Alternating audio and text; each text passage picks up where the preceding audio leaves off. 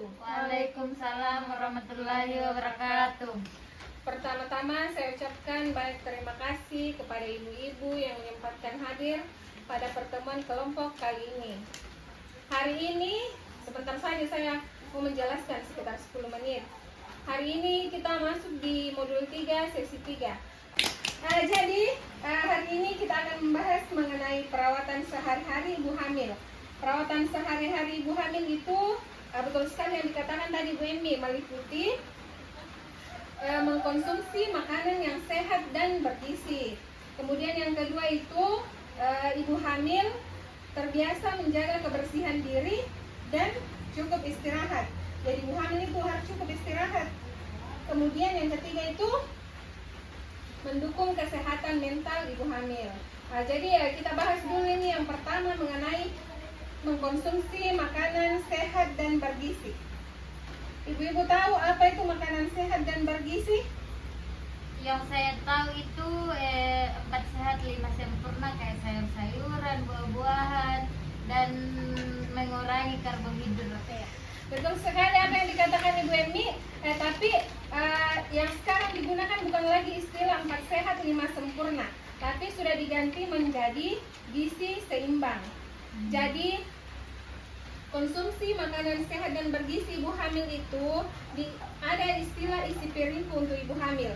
Jadi dalam isi piringku itu ibu hamil harus mengkonsumsi makanan yang terdiri dari yang pertama karbohidrat.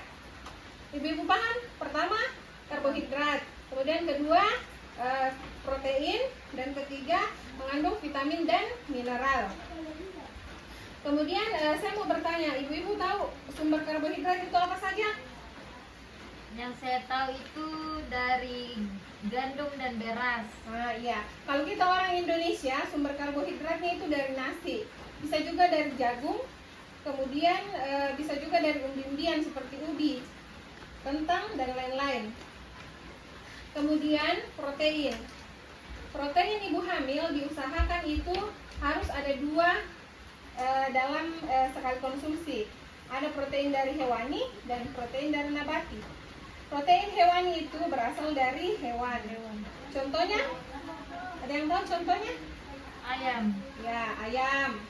Kemudian ikan. Kemudian daging.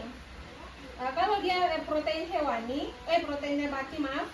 Protein nabati itu berasal dari kacang-kacangan. Seperti yang udah kita dapat itu tempe, tahu.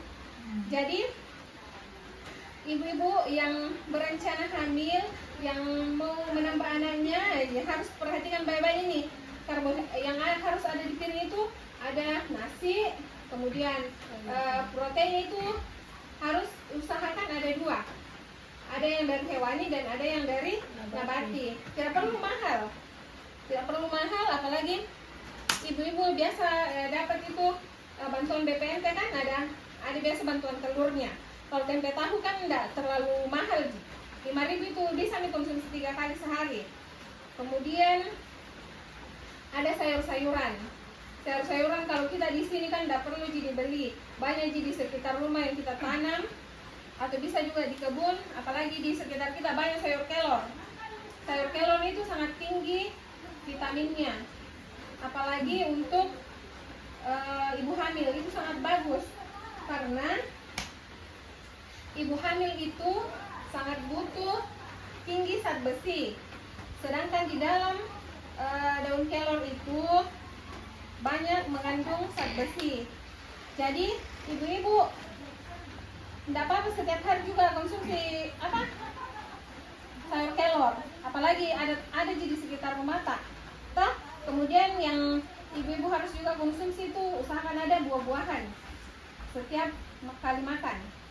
Buah-buahan tidak harus mahal, tidak harus apel atau anggur, pepaya dan pisang pun itu sudah bagus. Apalagi kalau pepaya dan pisang kan banyak di kebun. Kemudian konsumsi air mineral juga. Oke, sampai sini paham? Paham. Kemudian ada yang mau ditanyakan mengenai makanan sehat dan bergizi? Tidak ada?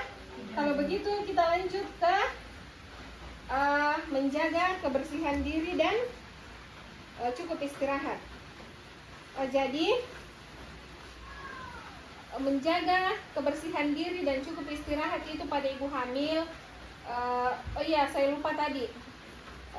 Ibu hamil usahakan pada saat mengolah makanan jangan lupa mencuci tangan pakai sabun, air mengalir dan sabun. Nah, kemudian makanan yang mau diolah itu harus dicuci juga, jangan langsung dimasak saja meskipun dibilang itu di sekitaran rumah jadi ambil. Oke? Sampai sini paham? Kemudian ada juga hal yang lebih penting lagi. Ibu hamil biasa kalau pergi ke periksa di puskesmas kan biasa dikasih tablet tambah darah toh? Nah, saya sarankan kalau dikasih sama bidan minum sampai habis. Jangan malas-malas, usahakan minta tolong juga sama suami kasih ingat minum sebelum tidur toh. Minimal 90 tablet selama masa kehamilan. Itu tablet tambah darah fungsinya itu mencegah anemia pada ibu hamil, supaya nanti anak itu kalau melahirkan dia tidak BBLR. Ibu-ibu tahu BBLR? BBLR itu berat badan lahir rendah. Jadi bayi yang lahir tidak cukup beratnya 2,5. Itu biasa menyebabkan anak-anak stunting. Jadi konsumsi tablet tambah darah itu sangat penting selama masa kehamilan, Dek. Ya, sekarang kita masuk ke apa lagi tadi itu? Menjaga kebersihan diri dan cukup istirahat. Jadi ibu hamil itu tidak boleh malas-malasan. Paham? Ibu tidak mengantuk, Ji? Tidak. Oke, lanjut. Jadi ibu hamil itu harus membiasakan diri bersih dan cukup istirahat Dan banyak bergerak. Nah, aktivitas fisik juga perlu. Kemudian yang meliputi itu apa? Menjaga kebersihan diri. Apa saja itu menjaga kebersihan diri yang ibu-ibu tahu? Mandi. Oke, mandi apa lagi?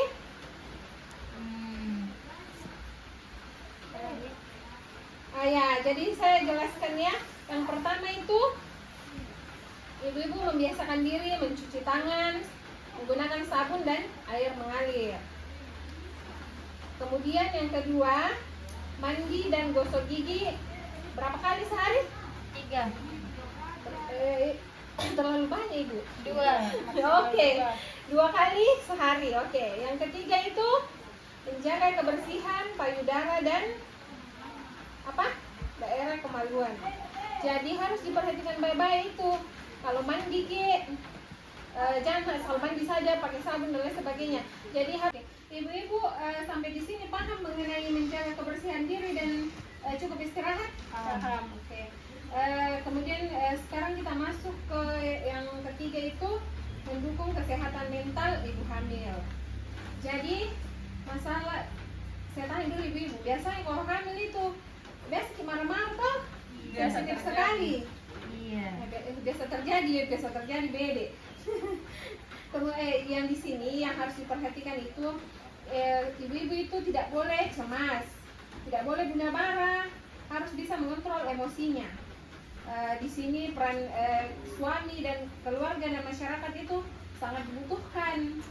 Jadi sampai nanti di rumah tanya bebe suami keluarga tadi itu di pertemuan ditanya ke sama pendampingku, tidak boleh kak bede sedikit emosi, sedikit marah. Jadi dukungan suami dan keluarga itu sangat penting. Jadi ibu harus perhatikan nih, jangan sedikit emosi. Untuk pembahasan mengenai perawatan sehari-hari ibu hamil cukup sampai di sini. Kita perhatikan baik-baik tabel janji diri Dik.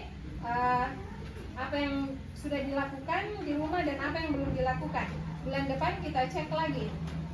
Oke, sampai di sini ada yang mau ditanyakan? Tidak ada. Oke, sampai pertemuan kita pada hari ini untuk modul 3 sesi 3 sampai di sini dulu.